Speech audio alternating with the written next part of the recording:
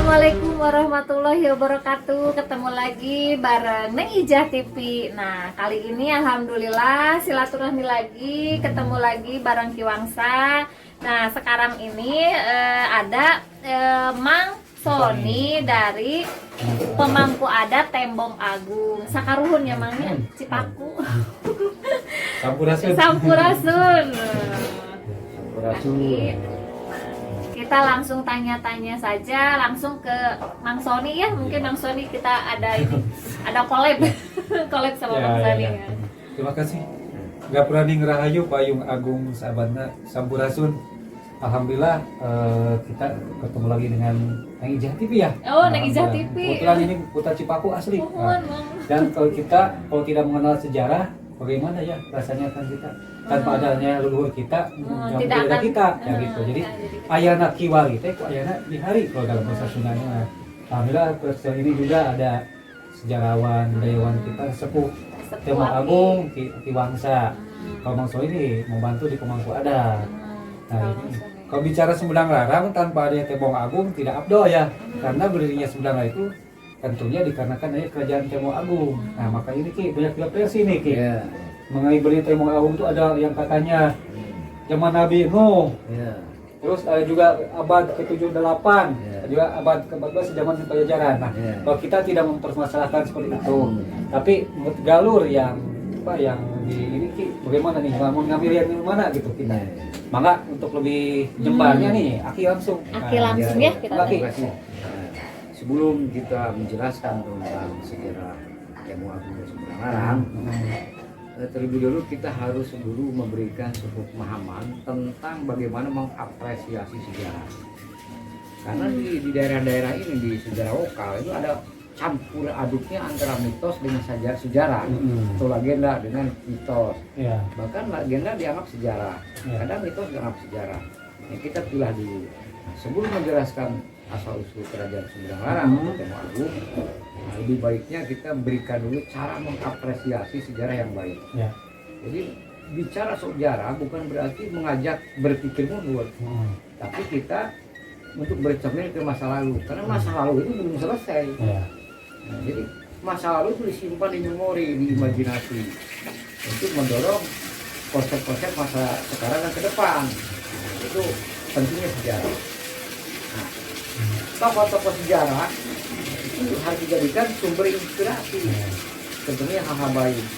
Nah, hal-hal yang salah masa lalu itu jangan dianggap menghidupkan kembali permusuhan ketika tragedi pahit, tetapi itu dijadikan rambu-rambu. Jangan dendam sejarah ya. Jangan dendam sejarah, karena sejarah tidak mewariskan dendam, tetapi kewaspadaan. Nah, jadi sejarah ini harus dipandang penting. Jangan sampai hilang, apalagi di sekolah mau dihilangkan pelajaran sejarah, itu gagal dalam mengapresiasi sejarah. Menggelapkan. Jadi menggelapkan, menjauhkan generasi masa sekarang dan masa depan dari sejarah tumpah darahnya. Nah, makanya bahwa mengapresiasi sejarah ini, kesalahan masa lalu dari karena sebagai rambu-rambu, jangan sampai terulang kembali. Ke depan lebih baik gitu ya. Ke depan lebih baik. Tokoh-tokoh sejarah dan peteladanannya jadikan pedoman dan tuntunan. Ini manfaat dari sejarah. Dan tidak semua pemimpin ini mulus baik, bukan malaikat. Pasti ada kesalahan-kesalahannya. Nah, kebaikan-kebaikannya itulah jadikan sumber inspirasi untuk memilah dan memilih dan menciptakan masa depan yang lebih baik. Itu cara memahami sejarah. Dan sampai sejarah mewariskan dendam. Sekarang lagi rame-rame kan, komunis. Itu harusnya jangan dijadikan dendam. Tapi itulah fakta sejarah masa lalu. Nah, berkaitan dengan sejarah Sumedang Larang itu berawal dari kerajaan Tembong Agung. Cuman ada beberapa data sumber data. Versi juga ya. Beberapa versi. Ada yang tertulis sumbernya, ada juga tulisan. Nah, yang saya temukan data yang dibuat oleh Yayasan Jati Sempurna, Hendra Wijaya, ya, itu Tembong Agung seolah-olah didirikan pada abad ke-7,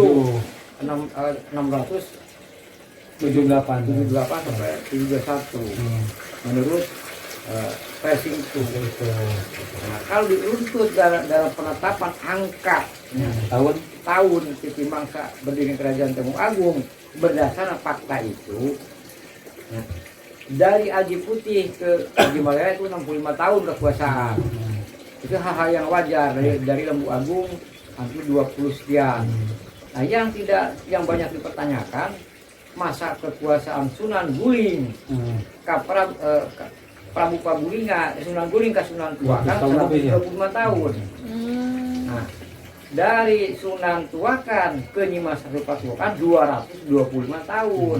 Masa berkuasa itu teh. Masa kekuasaannya. Berarti panjang umur ya. Nah, kalau Terlalu ini. ya, kalau berdasarkan logika sejarah itu Tidak lemah masuk sebenarnya. akal, ya. Tidak masuk logika. Karena raja-raja Tarumanagara juga gak ada yang 100 tahun, gak ada yang 200 tahun. Raja-raja di dunia pun tidak seperti itu. Nah, ini kelemahan data yang dibuat oleh Yayasan Jati Sukuna. Nah, kalau sumber tertulis dari Bapak Asitin, ya, Kepala Museum Jawa Barat waktu dulu, beliau mengatakan bahwa Temung Agung didirikan tahun 1900 Hijriah. Saya tinggal Hijriah tambah 900. Nah, berarti sekitar abad ke-15 14 itu masih mendekati. Nah, berdasarkan fakta tertulis dan lisan dari para sepuh Limbangan Panjalu bahwa Kerajaan Temung Agung didirikan abad ke-15. Seprim sejarah dengan Pajajaran. Kadang gurunya Aji Putih itu kan Sunan Lumengkong. Jadi sebelum Wali 9 itu menurut versi Limbangan ya, versi Limbangan. Nah, maka saya sendiri belum bisa memastikan sumber mana yang lebih penting, harus seminar. Jadi mengkaji 3 sumber tadi, mana dasar rujukan sejarah Sumedang sebelum Sumedang Larang lahir, sebelum Temung Agung sampai Nyimas Patuakan ke sana, itu perlu ada seminar. Maka ada 3 versi. Nah, itu yang benar dan yang tidak benar belum sampai ke arah itu. Jadi sejarah itu tidak hitam putih. Jadi harus ada pengkajian akademik, ya, ahli-ahli sejarah yang disahkan berdasarkan keilmuan. Kalau ini sejarah sudah fakta. Nah, kalau cerita rakyat longgar gitu. Nah, itulah soal Temung Agung. Cuman kalau secara ringkasannya mirip. Dan nama-nama benang merahnya sama. Nama-nama rajanya. Ya, bahwa daerah Sumedang di daerah timur, Dharma Raja itu kan wilayahnya dulu masuk ke Galuh. Jadi ke wilayah Galuh. Nah, namanya di situ namanya masih Cipaku. Sudah diganti nama Masa Galuh jadi Cipaku Cipeut. Nah, itu diberikan oleh sesepuh Galuh kepada Aji Putih. Wilayah Cimanuk ke barat itu diserahkan ke Aji Putih. Aji Putih gitu diserahkan untuk dijadikan kerajaan Temung Agung. Kira-kira abad seberapa itu 1460 sekian lah kira-kira menurut data Limbangan. Berarti yang mendekati Limbangan. Nah, kalau berdasarkan data itu nyambung Ya, Ki. Nyambung. Jadi peran Sumedang Larang Temung Agung ketika Pajajaran mau eksis itu perannya jelas. Nah, kalau Temung Agung dikaitkan dengan zamannya Ki Balangantrang, Sanjaya, peran Sumedang nggak ada. Tidak ada di dalam peta sejarah. Hanya pelarian dari Galuh aja. Hanya pelarian dari Galuh. Bikin apa? Tidak jelas. Tidak dirinci. Nah, kalau data Limbangan dirinci. Peran Temung Agung untuk apa? Itu untuk mengatasi pertumpahan darah antara Cirebon dengan Pajajaran. Sumber tertulis saya Ki ya? Ada di Limbangan. Nanti kan kita sama-sama. Ada kita nanti dibedah di seminar lah. Supaya tidak ada tumpang tindih. Maka ini sudah diagendakan oleh Pemangku Adat Temung Agung untuk menggelar seminar sejarah Sumedang dari masa kekuasaan Ratu Interdewata ke sana, ke Aji Putih. Nah, kalau nama Temung Agung sudah disebut-sebut jauh sebelum abad Masehi. Nah, ditemukan di dalam kisah naskah lama Baruga Jagat. Baruga Jagat. Bahwa tembok agung ini muncul sejak zaman Nabi Nuh. Ah, udah mulai ramai. Gimana Ki? Dari zaman Nabi Nuh ya? Ya. Gimana Ki? Kalau di dalam naskah Baruga Jagat narasinya menjelaskan bahwa zaman Nabi Nuh sudah ada peradaban di bumi Sumedang. Namanya dulu Lemah Saganduk. Lemah Saganduk. Didirikanlah oleh anak cucunya Nabi Sis bagian Nasa. Ratu Berham mendirikan kerajaan Medang Larangan. Terus adik-adiknya mendirikan kerajaan Kubang Larang di Suraja. Kalau Medang Larangan di Cipaku yang tenggelam sekarang. Nah, kalau Talaga Putih di Majalengka, Majalengka. Talaga Manggung. sekarang ada itu dulu budaya Sumedang gitu, budaya Lemah Saganduk. Nah, terus yang satu lagi Temong Agung. Nah, Temong Agung itu di Ganeas, ibu kotanya itu awalnya. Nah, Citemong bukan Citemong itu bukan. Nah, jadi menggunakan nama Temong Agung oleh Prabu Haji Putih karena Haji Putih kesenangannya menggali sejarah dan suhu-suhu pedoman-pedoman keagamaan. Maka yang menulis kitab Baruga Jagat itu Haji Putih, berarti abad ke 14-15 lebih mudanya sebelum jadi raja. Beliau petualangan ke berbagai daerah menggali sejarah. Nah, itu Haji Putih. Jadilah kitab Baruga Jagat. Jadi hasil pengumpulan dari naskah-naskah lama dan cerita-cerita orang tua. Sampai tersusun rapi di kitab Baruga Jagat. Sampai turunan Nabi Sis sampai generasi ke-30 ada tertulis. Sampai kerajaan Sumedang Larang. Sampai ke hanya putus di generasi Ibrahim. Di peradaban Nabi Ibrahim putus. Jadi ini Ki, yang pertama itu kerajaan Medang Larangan Medang Larangan. atau Temong Agung? Medang Larangan. Berarti Medang Larangan, Temong Agung, Temong Agung dan Kubang Larang. Kemudian Temong Agung muncul lagi. Muncul setelah banjir besar di dunia habis peradaban. Pakem berarti ya. Pakem beberapa ribu tahun di Sumedang tidak ada kerajaan. Nah, tidak ada kerajaan, ada juga Kamandalaan. Nanti abad Masehi muncul Kamandalaan. Kamandala itu menurut Aki apa? Kamandalaan itu Maksudnya ada Kamandala. karasian, keagamaan. Itu Itu tempat padepokan, tempat mendidik gitu ya. tempat mendidik keagamaan, Kamandalaan. Pendidikan keagamaan, sejarah segala macam, Medang Kahyangan. Nah, itu muncul Maka yang di Congyang. dari Congyang. Nah, itu abad kedua itu. Iya. Abad kedua. Lalu muncullah Salaka Nagara, muncullah Saruma Negara, muncullah Kedan Purwa, muncullah Kedan Galuh Limbangan. Dipindahkanlah ke Galuh Karangkamuyan, pindah ke Kabali, Galuh Pakuan Pajajaran.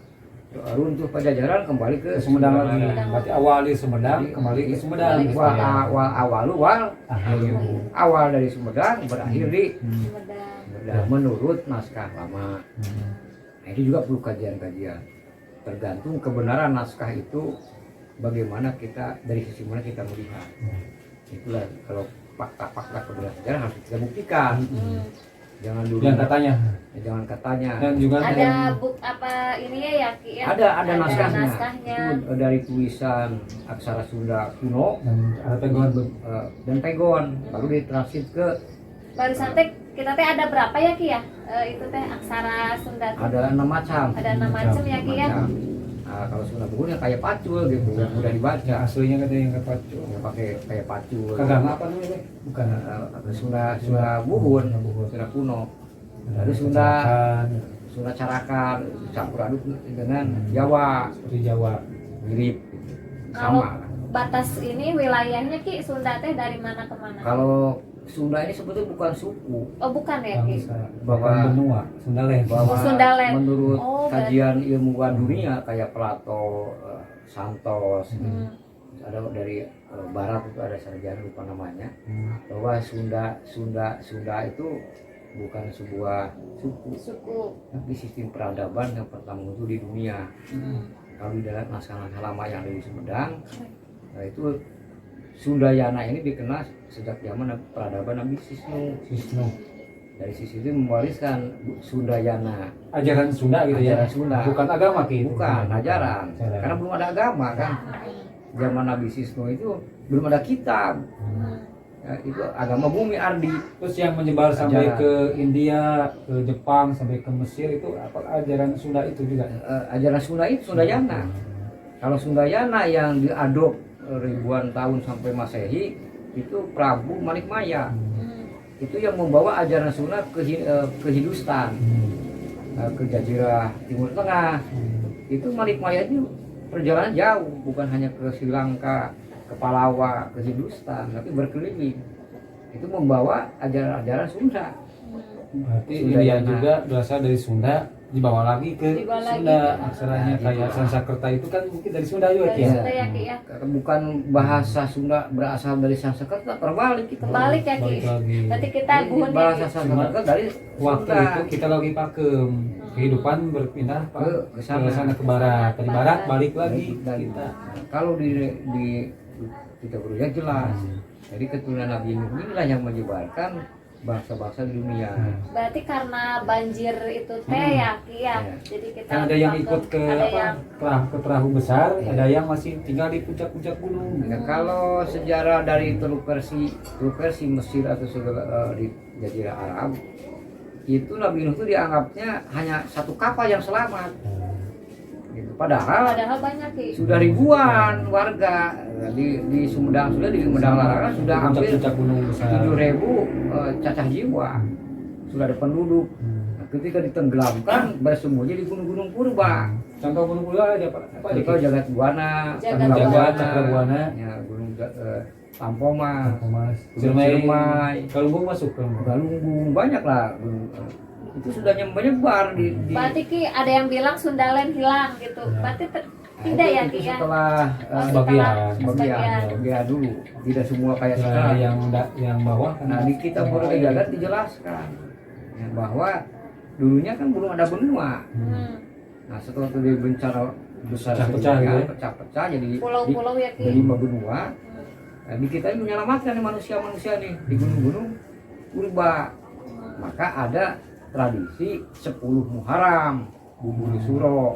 Oh itu sejarahnya. Ya, Sejarahnya. Nah, sejarah itu Muharram. mengenang peristiwa banjir dahsyat sedunia ketika zaman peradaban Nabi Nuh. Nah, kenapa di kita ada tradisi Bubur Suro? Nah, berarti penduduk saat itu kita ada, Hmm. sudah ada peradaban.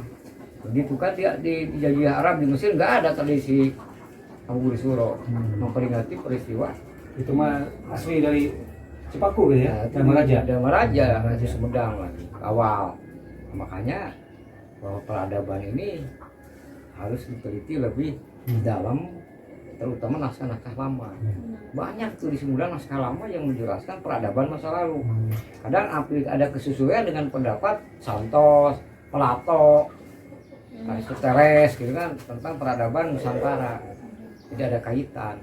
Mengenai naskah-naskah itu sebagai sumber sekarang disimpan di Ada mana? di Ada. Museum Prabu Gesan Ulun itu ada. Oh di museum ya. Aslinya. Museum Prabu Gesan Ulun. Kita Purba Jagat bisa Ada ya. dilihat, bisa terjemahan Latinnya ada sebagai bukti lah. Itu tergantunglah dari sisi mana kita memandang bahwa alam bisawab. Cuman itu kreatif berpikir lalu kita sudah bisa menyusun. Kita Purba Jagat demikian lengkap. Dari mulai proses terjadinya alam semesta, terjadinya Adam turun ke dunia, dijelaskan di kitab Purba Jagat. Sampai penduduk yang berasal dari Sumedang masa lalu ke masa lalu nyebar ke beberapa pulau kayak Dewi Sumireng, Arya Tiger itu yang menurunkan anak cucu di Afrika. Terus menurunkan Penyebaran peradaban dunia itu peradaban di kita juga. kita. Ya. Terus ada juga Berarti kita tertua Nah, Ya. induk. induk. terus ada Dewi Somali dan Sugali itu menurunkan Indian di Amerika. Itu kan berasal dari Nusantara. Itu zaman mana Ki? Zaman Nabi Nuh. Penyebaran. Zaman Nabi Nuh. Berarti keturunan Nabi Nuh gitu. Keturunan Nabi Nuh. Kalau kita mah dari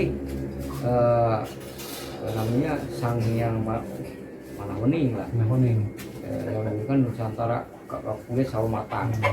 Itu dari turunan Nabi Nuh. Kalau kulit putih Ki Dewi Somali dari Somali. di Rusia, Ke Eropa. ke Eropa, ke Rusia, Alia, balik kepada ke Alia. Eropa. Perpaduan antara kulit merah dengan kulit putih munculnya kulit merah. Kalau Eropa. Afrika tadi Arya Ghana. Niger ya. Makanya sekarang ada negara Nigeria gitu. Nah, maka area Nigeria itu Nigeria. Jadi diabadikan dari Berarti nama-nama Karhun. Nigeria tuh ya Dari Karhun Karhun. Afrika itu area Niger ya. Iya, suku Indian Amerika itu. Maka diabadikan Somali, di negara Somali. Nigeria. Somali itu di Rusia. Nah ini antara Indian dengan bangsa Rusia terjadi pembauran, jadilah kulit merah. Karena Indian merah kan. Jadi Belanda, Jerman. Ya tadi sih sudah dibahas masalah seolah-olah bahwa trias politika itu yang diadopsi oleh para ilmuwan dari Eropa kayak Socrates kan, Plato itu soalnya sama dengan tentang tuh di Buana ya Ki ya. Sama. Seperti keramaan tadi tokoh-tokoh terkemuka yang membentuk atau membuat undang-undang untuk kerajaan. Resi kumpulan dewan pakar, dewan ahli ya ahlinya ya Ki ya. Terus juga tadi adalah keratuan itu adalah pelaksana atau eksekutif ya, eksekutor pelaksana ya. Nah, gimana Ki itu korelasinya antara tadi yang ajaran yang Sunda dulu atau dari sana dulu gitu? Dari Eropa dulu. Kalau tadi mengkaji kita Bulu Jagat, nah, sebelum abad Masehi kan sudah ada kerajaan. Ya. Itu sudah menggunakan kitab Pustaka Negara. Ya. Di mana kitab Pustaka Negara itu menjelaskan Tribuana Tangtu, Titangtu di Buana. Titangtu di Buana alam. Tribuana Tangtu untuk menentukan bagaimana memelihara alam dan manusia. Diterapkan di dalam sistem kenegaraan. Karaman, Kersian, Keratuan. Nah itu diadop oleh bangsa-bangsa Yahudi yang pandai-pandai. Sehingga itu dijadikan juga sebuah rujukan untuk penguatan di dalam sistem kerajaan-kerajaan di dunia. Asalkan negara menggunakan Titangtu Buana, Tarumanegara, Kedan Galuh, sampai akhir Semarang, Pajajaran juga menggunakan itu. Di tiga segmentasi tadi, tiga kekuatan. Jadi Rama, Resi, Prabu. nah, Karaman, Kersian, Keratuan. Nah, sekarang ini lebih lengkap. Nah, ada yudikatif, legislatif, eksekutif, ditambah ideologinya Pancasila, ya, ditambah lagi dana-dana besar. Kenapa tidak bisa makmur? Ya, kenapa tidak bisa makmur? Karena ada yang dicerabut akarnya, itu nilai budaya dicerabut di Nusantara ini. Ya. Yang tadi nilai-nilainya dianggap itu mundur. Gitu. Bukan dirubah. Nah, akhirnya masuklah adopsi gaya-gaya liberal. Gaya kapitalis. Nah, diramaikan lagi ada isu-isu sekarang masalah paham-paham komunis. Jadi sedangkan di Sunda itu ada ideologi yang sampai sekarang ini kuat, rasa. Jadi satu rasa, satu jiwa. Saji sarasa, satu masa itu sebagai falsafah. Ini bukan sama rasa bukannya? Bukan. Kalau itu Ya boleh. Kalau sama rasa beda lagi. Itu sistem yang dianut oleh manusia yang tidak percaya atas takdir dan taklid menuhankan akal pikirannya. Sebutlah mengimani teknologi seperti Tuhan. Gitu. Kan salah satu ajaran Temonggung juga Saji Sarasa ya. Itu apa Ki? Coba itu dijelaskan lagi. untuk menyatukan rasa, karena pemahaman satu rasa bangsa di dunia ya sebenarnya mah ngeletak gula pasti amis. Itu bahasa yang berbeda. Terus uyah asin. Tapi bahasa yang berbeda. Rasa ini semua manusia bangsa manapun sama. Tapi kenapa kita susah menyatukan rasa? Nah kalau sudah menyatukan rasa, tingkat ketauhidannya sudah nyampe kepada puncak kesucian. Kalau sudah bisa satu rasa, itu aplikasi dari perbuatan yang nyata. Nah Pancasila, ketuhanan yang Maha Esa, itu maksudnya untuk menyatukan umat, bukan untuk agama. Bukan untuk menyatukan agama, menyatukan umat, bertuhan semua. Kalau yang tidak mengakui adanya Tuhan, ya harus minggir dari Indonesia. Harus minggir, karena itu jelas undang-undang. Maka kalau nilai-nilai lama ditransformasikan ke abad sekarang masih relevan, karena menyangkut nurani rasa. itu maksudnya. Jadi kenapa sekarang malah berpikir banyak kacau, logika terbalik, dunia terbalik. Zaman-zaman sekarang kenapa? Kehilangan jati diri budayanya. Kalau jati diri budaya sudah pernah cerabut dari akar asalnya, akan mudah diganti dengan bangsa lain. Nah, itu kan itu sudah amanat dari leluhur kita. Di dalam Quran pun jelas. Lamun milih pimpinan kesaluyo jeung ahli masing-masing tunggu kehancuran. Nah, sekarang malah ahli perang menangani COVID misalnya. Atau nanam singkong. Tahanan pangan itu juga sama. Ketahanan pangan, tapi substansinya beda. Substansinya sama. Ahlinya ya. Misinya beda. Substansi sama, tapi misi beda. Jadi kalau di logika terbalik ya terbalik semua. Jadi jati kasih kujunti nya di lain-lain berdinya lali kawit bujir sasar mapai sagara. Jadi berarti melupakan sejarah. Jika bangsa sudah melupakan sejarah, hilang kebanggaan masa lalu, hilang nilai yang ditanamkan oleh para leluhur, maka akan diganti oleh bangsa lain. Kehilangan jati diri. Kehilangan jati diri. Maka sejarah harus tetap diajarkan sampai turun temurun dan jangan ditambahin, jangan diubah. Dirubah ya. Nah, jangan diubah, jangan Tapi kan selama ini sejarah yang berlaku itu adalah sejarah yang buat pemerintah yang berkuasa atau pemenang kekuasaan. itu mah sebuah kumalam. Malam. Yang penting kita mengkajinya tadi. Yang baik-baiknya dijadikan pedoman dan tuntunan untuk masa sekarang masa depan. Yang salahnya jadi rambu-rambu, jangan sampai diulang lagi. Contoh, zaman Orde Lama menggunakan sistem parlementer tidak cocok. Kenapa sekarang mau diulangi? Kan sudah dijelaskan ada pemberontakan. Terus Nasakom ditentang. Ya, karena memberi uang pada komunis. Nah sekarang misalnya mau dipakai lagi ya gaduh. Ya gaduh. Kalau memang itu ada. Mudah-mudahan tidak ada apa yang diisukan gitu. Tapi kelihatannya hampir berapa persen meyakini bahwa paham itu mau tumbuh di dalam pergerakan fakta-fakta perilakunya. Ya, mau bagaimana tidak curiga. Aki saking serunya ya Ki ya, sampai bincang-bincang sampai ini berkumandang azan maghrib. Dikatul ya. Terima kasih ya Ki ya. Aki ini kaya akan sejarah. Pokoknya Aki mah cinta Sumedang Larang ya Ki ya, Sumedang. Nusantara, Sunda Nusantara. Bukan Sunda suku. Bukan Sunda suku ya. Secara luas ya. General. Oke, pemirsa Neng Ija, sekian dulu bincang-bincang hari ini bersama Ki Wangsa. Dan ini adalah Mang Sony dari ini Tembong Agung ya Mang ya. Oke, terima kasih. Assalamualaikum warahmatullahi wabarakatuh. Rahayu.